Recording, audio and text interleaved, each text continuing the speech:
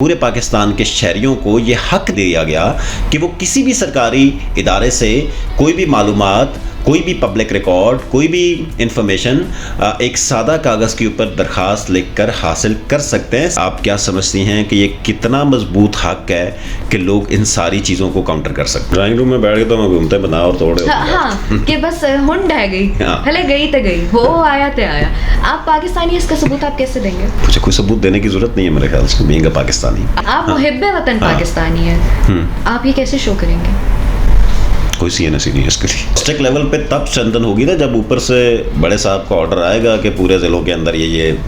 Proactively disclose कर दें, वरना आपको पता है यहाँ पे तो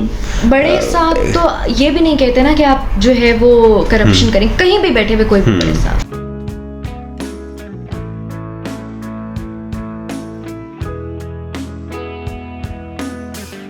बिस्मिल्लाहिर्रहमानिर्रहीम, अस्सलाम वालेकुम नाजरीन, मैं हूं Syed Kausar Abbas. Info news network के एक नए पॉडकास्ट के साथ आपके सामने हाज़िर हूं।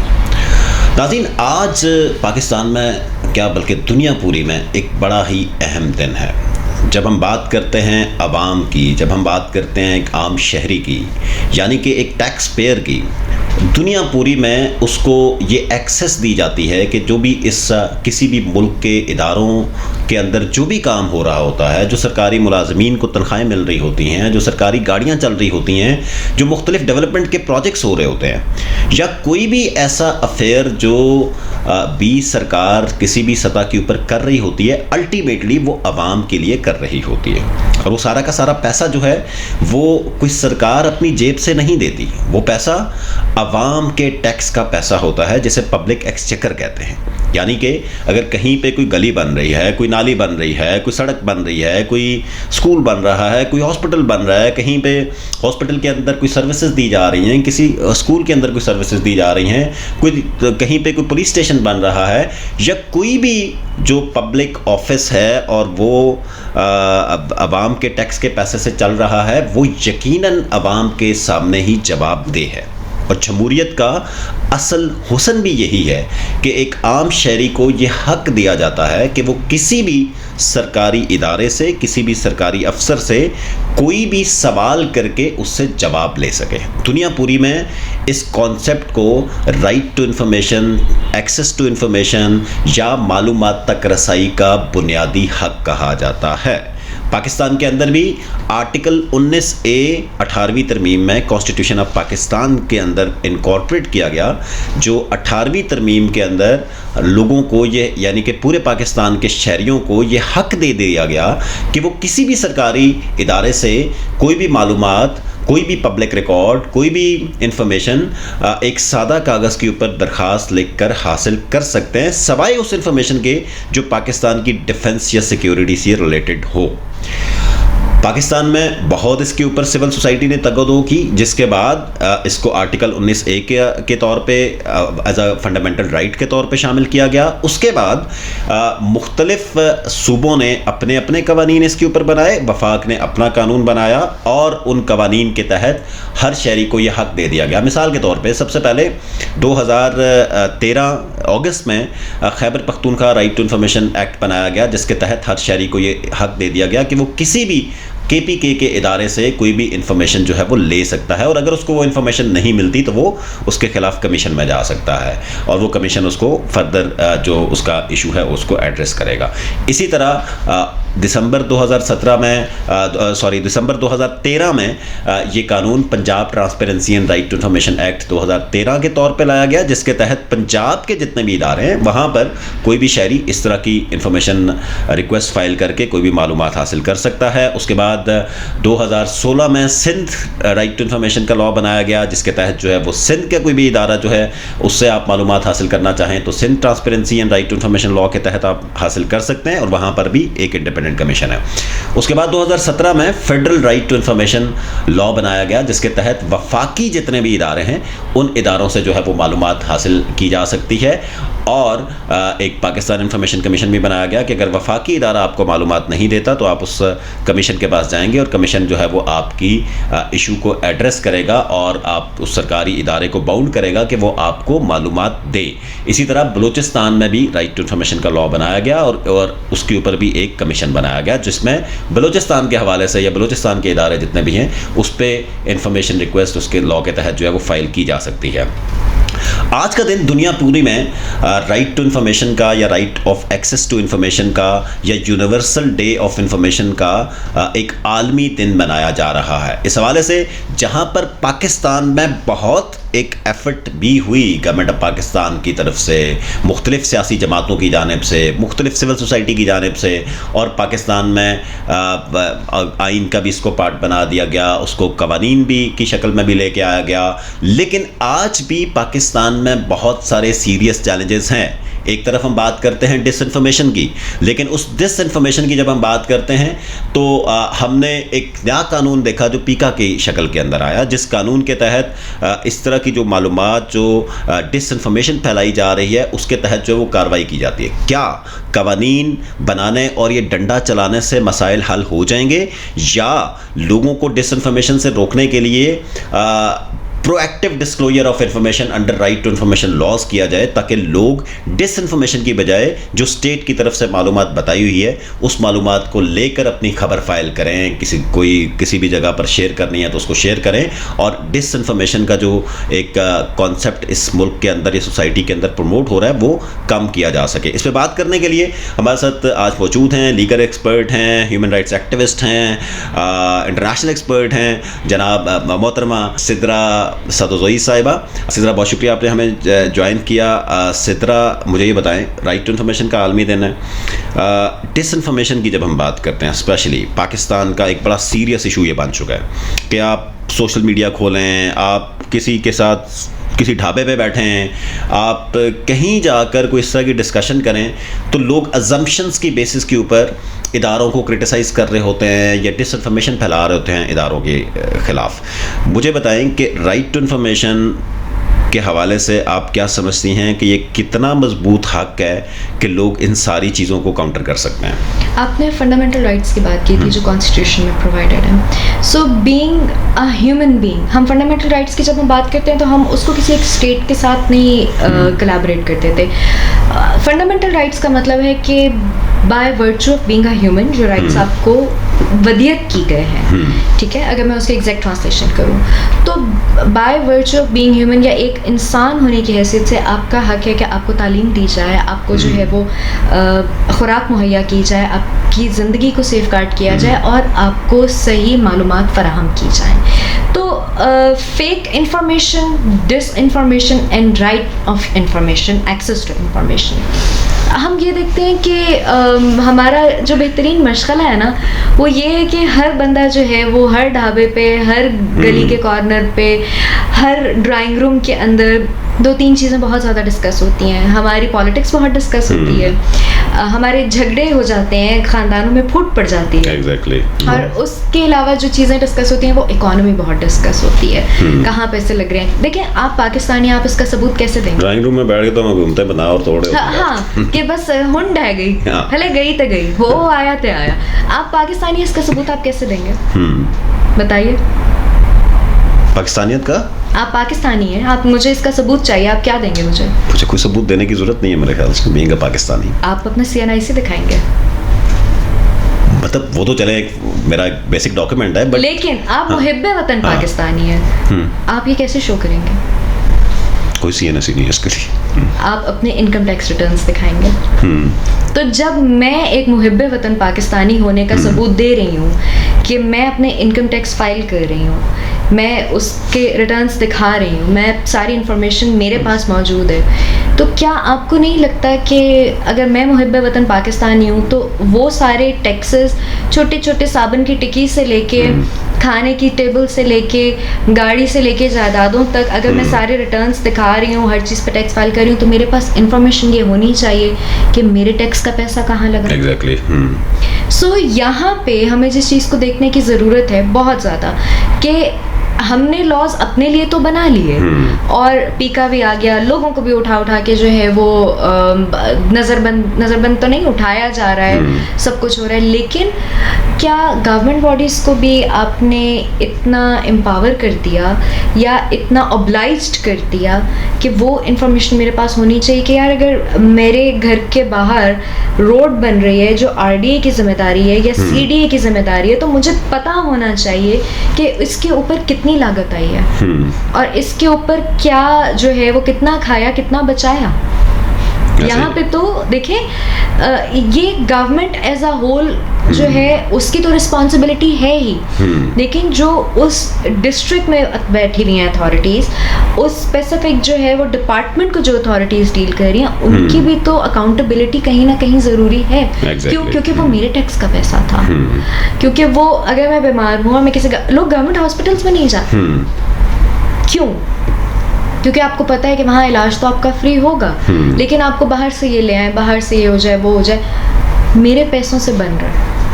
मेरे पैसों से वो चीज़ें ली जा रही हैं, उसके बावजूद मुझे उसके लिए जो है वो अगेन बाहर से बहुत सारी चीज़ें करवाने की ज़रूरत पड़ रही है। तो this is my fundamental right. ऐसा ही है। मैं अगर अपने पैसे से टैक्स दे रही हूँ तो मुझे पता होना चाहिए कि मेरा पैसा कहाँ लग रहा है। बिल्कुल जी, जिस तरह आपने कहा कि फंडामेंटल राइट तो है, लेकिन एक साइड पे हमारी जो सरकार है, जो हमारी स्पेशली ब्यूरोक्रेटिक एक सिस्टम जो है, जो हमारा सरकारी बाबू साहब है, ही डजंट एक्सेप्ट दिस, कि वो समझते हैं कि अगर मैं आरटीआई फाइल कर रहा हूँ तो एक कॉन्सेप्ट है कि यार ये मुझसे क्यों पूछा जा रहा है। मतलब हालांकि उसका पूछने का मकसद हरगिज़ नहीं होता कि मैंने उनके ऊपर कोई क्रिटिसिज्म करना है या मैंने उनके ऊपर कोई खुदा न खास्ता उनके ख़िलाफ़ कोई कैंपेन चलानी है। ठीक है, मकसद ये होता है कि एक शहरी जब आपसे ये मालूमात पूछ रहा है तो दो मकसद है उसके। एक तो वो सवाल उठा के आपको ये चीज़ याद दिला रहा है कि ये आपने करनी है, और सेकंड थिंग इज़ कि शायद वो आपके साथ मिल के इस इशू को रिजॉल्व करवाने की तरफ लेके जा रहा है। तो उस माइंडसेट को, जो एक कॉलोनियल माइंडसेट हमारा आज भी चल रहा है बहुत सारा, कि लोगों को मालूमात नहीं देनी, इसी लॉ के अंदर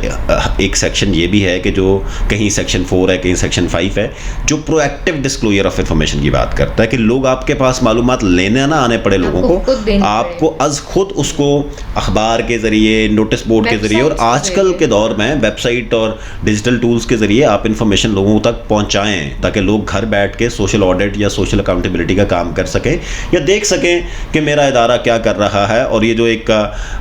पोलराइजेशन सोसाइटी के अंदर शुरू हुई है कि इदारे शायद कुछ नहीं कर रहे और आवाम के लिए कोई इस तरह की एक्टिविटी जो है वो नहीं कर रही, वो शायद कॉन्सेप्ट बेहतर हो सकता है।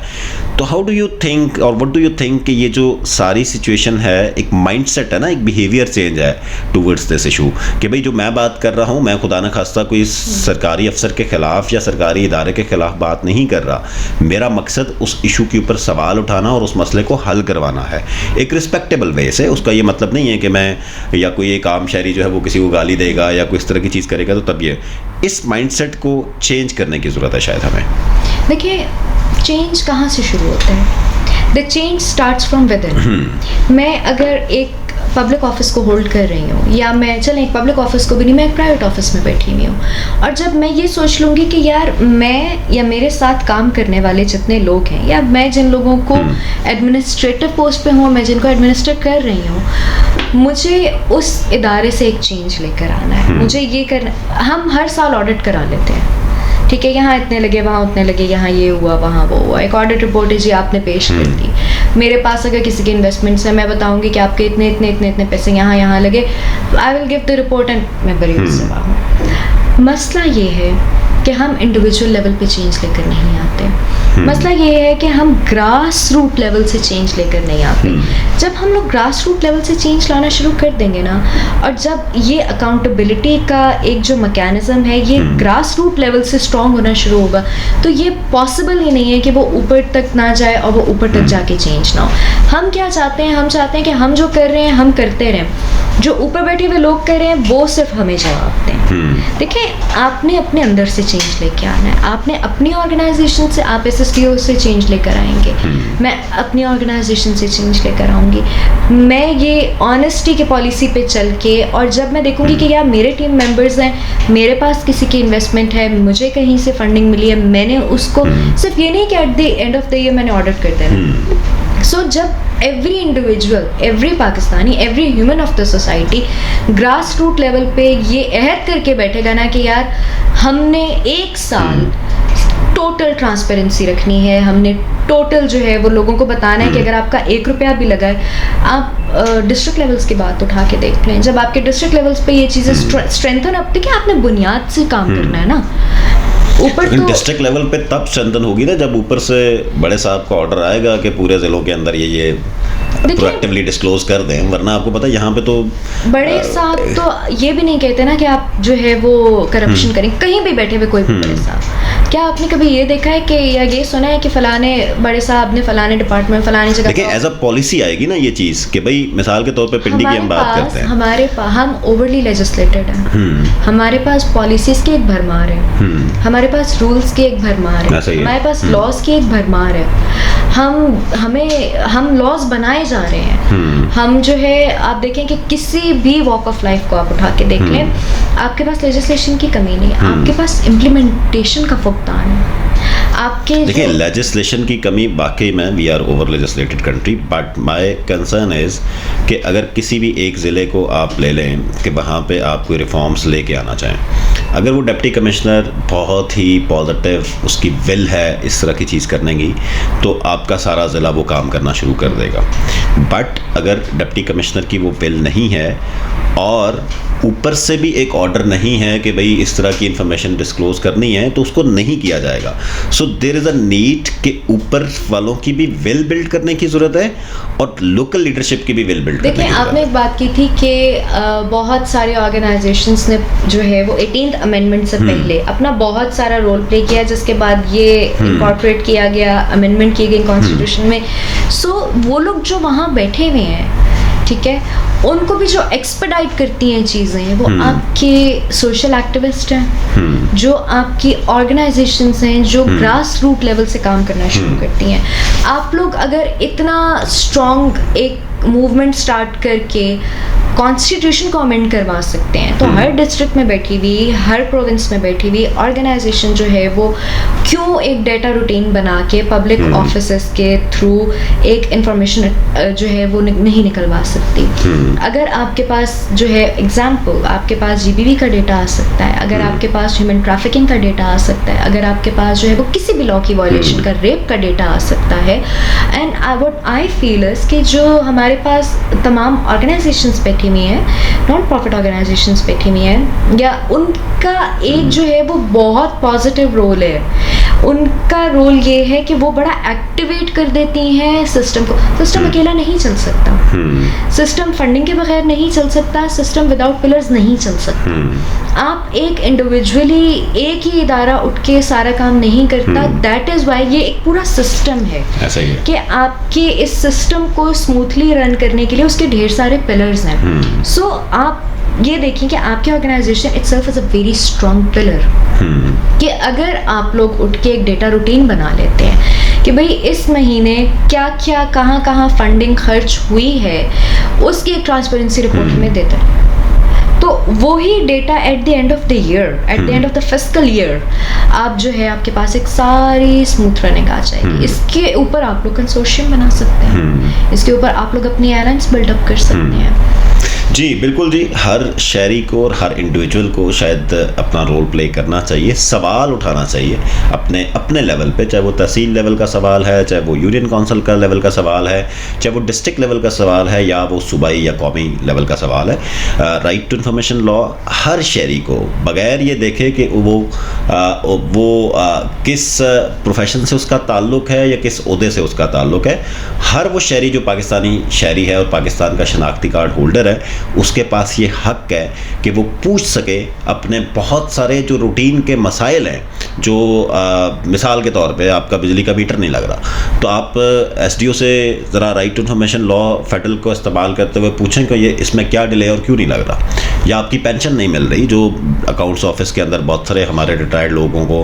कई महीने चक्कर लगाने पड़ते हैं और उनको नहीं मिलती। आप ज़रा उस डिस्ट्रिक्ट अकाउंट ऑफिसर से राइट टू इन्फॉर्मेशन लॉ के तहत सवाल करके पूछें और आप देखेंगे कैसे आपका वो मसला हल होता है। तो सरकार ने इस तरह के बहुत सारे कवानीन बनाए हुए हैं, बट हमें बहैसियत एक शहरी उन कवानीन को इस्तेमाल करना है और राइट टू इन्फॉर्मेशन को as a fundamental right practice करना है, ताकि हम अपने सरकारी इदारों के अंदर बेहतरी भी ला सकें और जो डिसइंफॉर्मेशन है उसको काउंटर करने में भी अपना किरदार अदा कर सकें। बहुत शुक्रिया।